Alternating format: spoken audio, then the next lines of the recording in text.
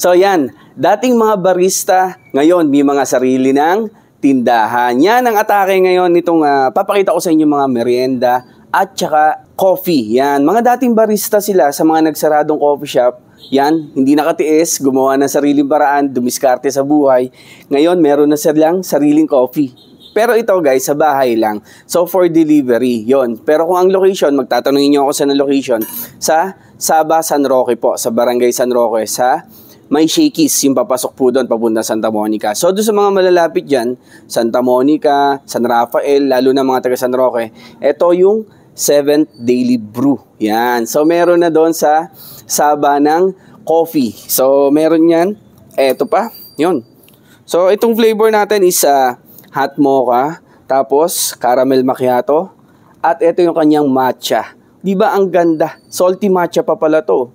Ang ganda, di ba parang sa coffee shop ka na rin umorder. Pero guys, sobrang mura ng halaga. Ito yung menu nila, ang dami yung pagpipilian, no?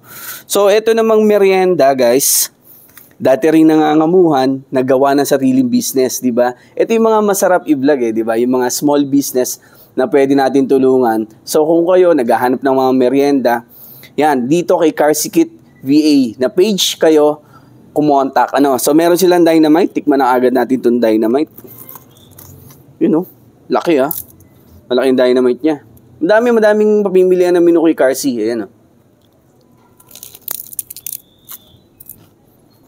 Grabe, punong-puno yung yung laman. Ang sarap. Tapos may siomay.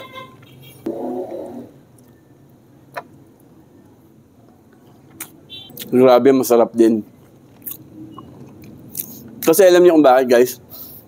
Sanay na sila sa mga restaurant Kasi doon sila nagtrabaho dati. Ngayon, nagsarili sila. So, doon sa bahay nila ngayon yun. So, meron tayo dito Shanghai. Dip natin sa kanyang cheese sauce. Bagay ba ang Shanghai sa cheese sauce? Yun.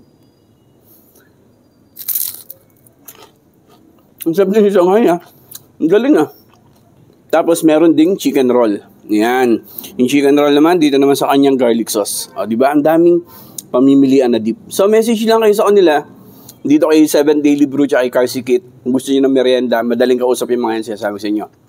Tapos, pa-deliver lang kayo.